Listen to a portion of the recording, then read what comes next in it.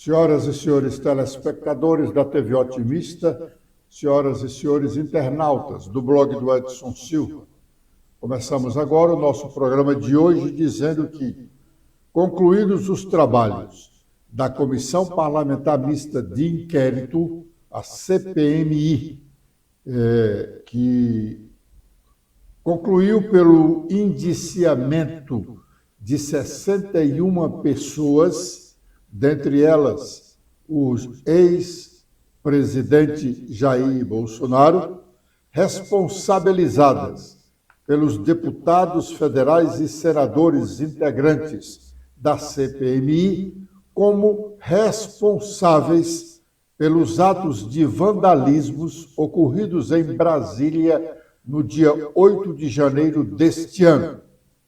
O deputado federal Arthur Maia, que presidiu a investigação, no caso a CPMI, encerrou a sessão que aprovou o relatório da senadora Elisiane Gama ontem, dizendo o seguinte: tenho certeza do que eu sinto como relação pessoal, de que saio de todo esse nosso encontro nessa CPMI com laços de amizade fortalecidos com todos que aqui estiveram. Tentei e acho que minimamente conseguimos tratar a questão com justiça. Pelo menos tenho certeza de que ninguém aqui poderá dizer que eu tratei com dois pesos e duas medidas, quem quer que seja. Atuei sempre com uma regra só, fazendo com que a vida e o trabalho do deputado Evaí de cada um fosse respeitado na medida do ser parlamentar, que não é uma homenagem apenas à pessoa que está aqui com o mandato, mas àqueles que o elegeram. Para concluir, eu quero dizer aos senhores que um conterrâneo brilhante e amigo querido, o publicitário Nizam Gonais, me lembrou que o 8 de janeiro acontece exatamente há 201 anos após o dia do fico. Aquela data é muito importante para o Brasil, porque depois que a família real veio para o Brasil em 1808, Dom João VI volta para Portugal e as cortes de Lisboa, querendo retroagir nos direitos que o Brasil havia conquistado, exigem a volta do príncipe regente, que é Dom Pedro I. E no dia 9 de janeiro de 1822, foi o dia do fico. O dia que o príncipe regente garantiu a sua permanência e estabeleceu aqui o embrião desta grande nação que todos nós hoje somos parte. Portanto, eu quero dizer aos senhores que sei perfeitamente que mesmo nas oposições e nas opiniões diferentes, nenhum dos que estão aqui concordam com o que aconteceu no dia 8 de janeiro, com a violência, com a brutalidade, com a falta de respeito com as instituições nacionais. Sei que nenhum dos parlamentares dessa CPI concorda com isso. E, portanto, eu quero concluir dizendo: 8 de janeiro, nunca mais. 8 de janeiro voltará a ser o dia do fico da democracia, do fico da liberdade de opinião, do fico da diversidade, do fico da Constituição brasileira. Muito obrigado a todos. Bom, repetindo, um dos 61 indiciados é o ex-presidente Jair Bolsonaro, que criticou o relatório, dizendo que não teve direito de resposta, pois não foi ouvido pelos deputados e senadores da CPMI. Os parlamentares governistas que integraram a Comissão Parlamentar Mista de Inquérito saíram da última reunião e foram comemorar o resultado na Praça dos Três Poderes, como relata uma informação do Senado Federal. Stephanie. Olá, Edson. Olá, internautas do blog do Edson Silva. Após a aprovação do relatório final da CPMI do 8 de janeiro, nesta última quarta-feira, integrantes da Comissão Parlamentar Mista de Inquérito fizeram um ato na Praça dos Três Poderes para simbolizar o compromisso com a democracia e o Estado democrático de direito. Participaram do ato vários deputados e deputadas. A relatora da comissão, a senadora Elisiane Gama, do PSD, as senadoras Soraya Tronic, do Podemos, Augusta Brito, do PT, Ana Paula Lobato, do PSB e outros parlamentares. O relatório aprovado será encaminhado para a Procuradoria-Geral da República, a Polícia Federal e o Supremo Tribunal Federal. Tentaram destruir a democracia brasileira e nós, parlamentares, mulheres, homens, estamos aqui presentes para demonstrar para o Brasil e para o mundo que, de fato, a democracia brasileira venceu. A democracia venceu, a barbárie ficou para trás, o fascismo ficou para trás, declarou Elisiane na Praça dos Três Poderes, segurando uma edição da Constituição Federal. A praça foi o cenário dos ataques antidemocráticos do 8 de janeiro. Ainda no Senado, a caminho da praça, as senadoras Soraya e Elisiane sofreram agressão de um cidadão ainda não identificado. Quase todos deputados e senadores que integraram a Comissão Parlamentar Mista de Inquérito ontem votaram sim e não no momento da aprovação do relatório da senadora Elisiane Gama. É evidente que a maioria votou sim, consequentemente aprovando o relatório. O cearense senador Cid Gomes, vice-presidente dessa Comissão Parlamentar Mista de Inquérito, não votou. Mais uma vez, ele esteve ausente. Foi o único parlamentar quase que totalmente ausente de todos os trabalhos da Comissão Parlamentar Mista de Inquérito. E o senador não está doente para justificar sua ausência em praticamente todas as reuniões da Comissão Parlamentar Mista de Inquérito. Ao invés de participar desta importante comissão, o senador preferiu ficar fazendo futricas na política cearense, notadamente no PDT. Mas na votação do relatório da senadora Elisiane Gama ontem, o deputado federal Paulo Henrique Vieira, ao elogiar o relatório da senadora, falou do sofrimento experimentado por uma das vítimas da ditadura militar de 1964 no Brasil. No caso, o cearense Frei Tito. Vamos ouvir parte do que disse o deputado federal Paulo Henrique Vieira. Eu quero dedicar o meu voto, Jandira, a pessoas muito importantes na luta pela democracia no país. Eu escolhi 3 nomes, Rogério Contarato, para homenagear, para finalizar o meu trabalho e a minha contribuição nesta CPMI.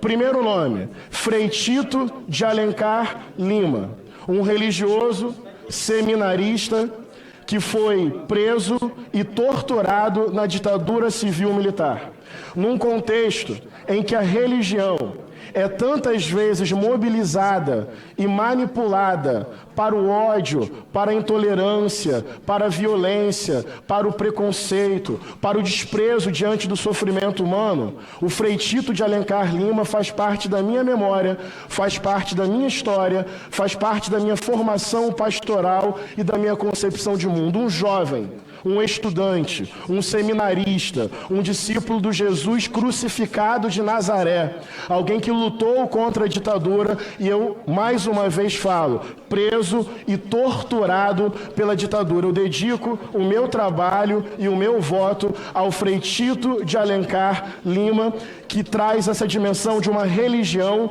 comprometida com o povo, baseada na ética do amor, que ama a liberdade e defende a democracia. Mas além de Frei Tito de Alencar Lima, eu quero trazer à memória um outro nome. A ditadura civil-militar acabou, mas as violências autoritárias continuam. Violência política. Eu quero dedicar esse voto à minha amiga, Marielle Franco. Em muitos momentos, Jandira, quando eu me sentia, senhor presidente, ou abatido, ou cabisbaixo, ou desanimado, a Mari carinhosamente me dava um tapa nas costas que ajeitava a minha coluna e ela dizia o seguinte: vai para cima, Henrique, fala, Henrique. Então eu quero terminar. Foram 2 homenagens em memória, Marielle Franco e Frei Tito, mas sinceramente eu quero dedicar esse voto a Dilma Rousseff. Uma mulher que sofreu um golpe parlamentar misógino, e já que Bolsonaro elogiou o torturador, eu termino elogiando e homenageando a torturada, em memória de Frei Tito, em memória de Marielle e em homenagem a Dilma Rousseff, sem anistia para golpistas, em defesa da democracia. Me sinto fazendo parte da história do meu país. Bom, o deputado federal Paulo Henrique Vieira é conhecido pelo nome parlamentar de Pastor, deputado Paulo Henrique Vieira. Daí, mais significativa, a lembrança que ele faz ao cearense Frei Tito. Agora é o momento de fazermos o nosso primeiro intervalo e já estaremos de volta com a sequência do nosso programa.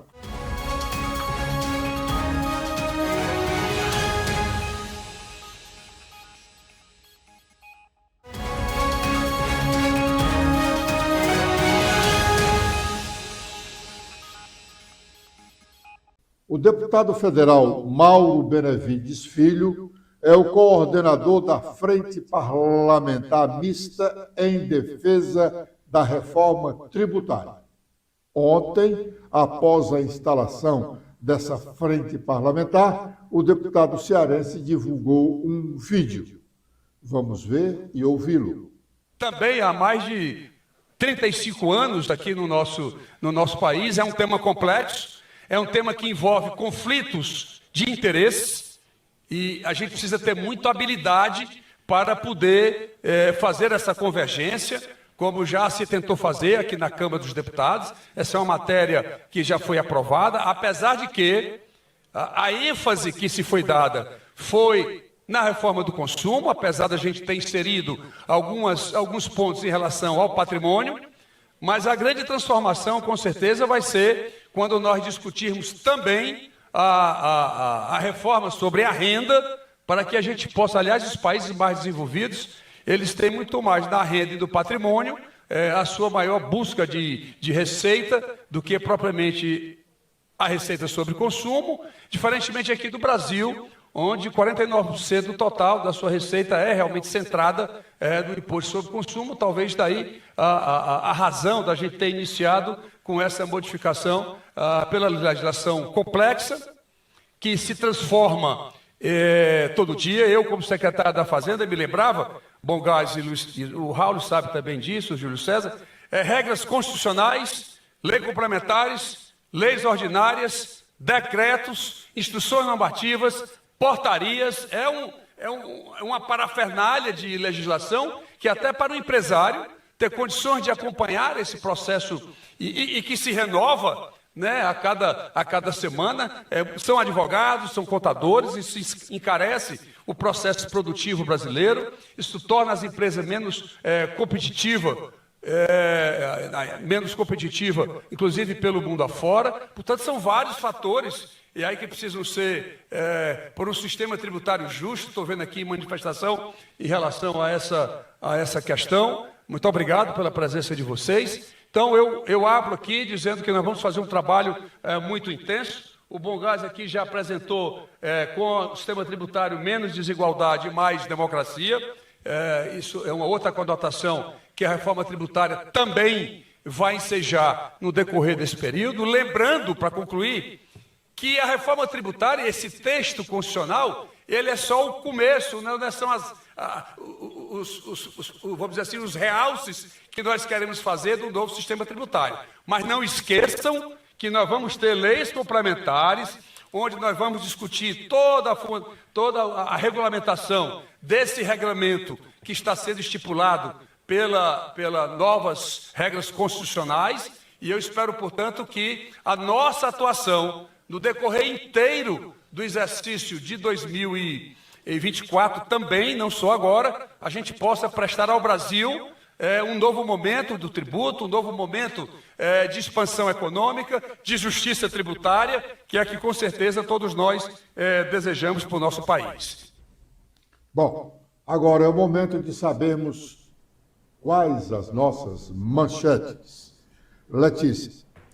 Olá, Edson. Olá a todos que acompanham o nosso programa desta quinta-feira. Com as atualizações feitas no nosso blog, temos a lista de indiciados no relatório da CPMI do dia 8 de janeiro.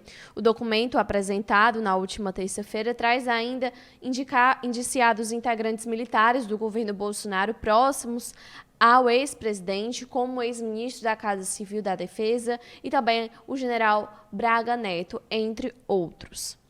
Agora, sobre aqui a Prefeitura de Fortaleza, temos um projeto que obriga prévia formação em nível superior para secretários municipais aqui na capital cearense. De acordo com esse projeto, o interessado em determinado cargo deverá comprovar que o curso de nível superior foi concluído até a data da posse no cargo público, sob pena de anulação do ato de nomeação ou exoneração.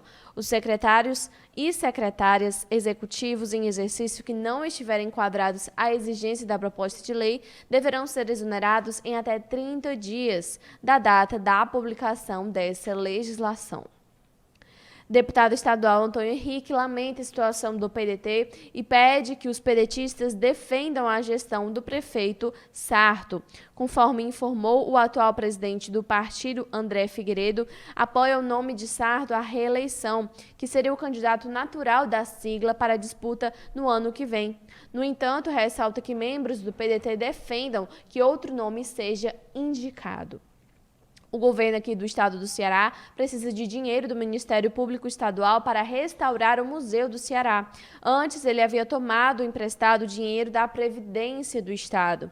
Quando da criação desse fundo, foi grande a pressão de representantes da Procuradoria-Geral de Justiça aqui do estado, junto aos deputados estaduais, no ano de 2004. Procuradores e promotores, na época, diziam que a arrecadação de recursos para o fundo era imprescindível para a melhoria do funcionamento das promotorias e procuradorias aqui do estado. Os cearenses pagam de emolumento 5% correspondente ao valor de todos os serviços dos tabelionados, os cartórios do estado, para o custeio dos serviços do MPCE. Agora, com os destaques nacionais, iniciando pelo Estadão, temos a principal manchete sobre justiça, que grupo da OCDE demonstra preocupação com a decisão do ministro Dias Toffoli de anular provas da Odebrecht. Com os destaques do Globo, temos em destaque sobre mudança de agenda. O Planalto vê destaque para o presidente Lula com pauta de costumes no Supremo Tribunal Federal. Sobre déficit zero ameaçado, o Congresso trava pauta e põe em risco 67 bilhões de reais do plano de Fernando Haddad, ministro da Fazenda. E com as últimas da Folha de São Paulo, temos que o governo não aceita achincalhamento sobre guerra, diz ministro de Lula após demissão na EBC. Não se trata de falar mal de A ou B, afirma Paulo Pimenta. O ex-presidente da emissora chamou de idiota quem apoia Israel. E bolsonaristas acionam indicado por Lula aborto e paralisam votação no Senado Federal. O seminário foi cancelado por pressão de políticos conservadores. E o TSE contraria a decisão de 2022 e livra Jair Bolsonaro de punição sobre lives durante a campanha eleitoral do ano passado. Bom, agora vamos fazer o nosso segundo intervalo e já estaremos de volta com a última parte do nosso programa.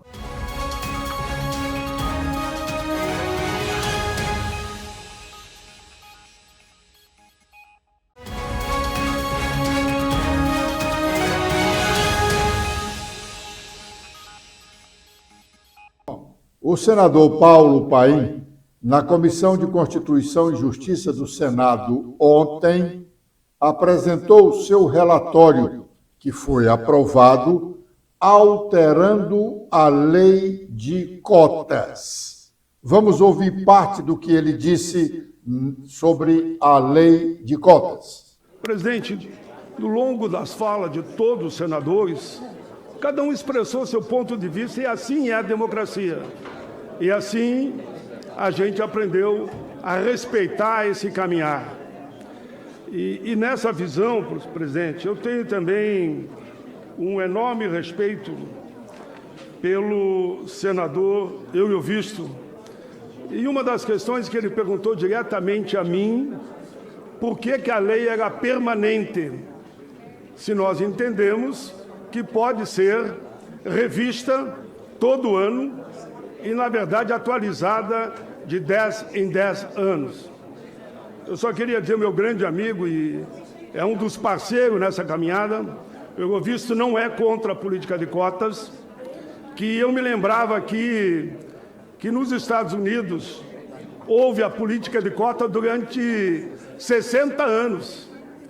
Mas houve um momento, senador, presente, meu querido ministro do Tribunal de Contas, e chegou um momento que a Suprema Corte entendeu que era a hora adequada a suspender a política de cota, e assim foi feito.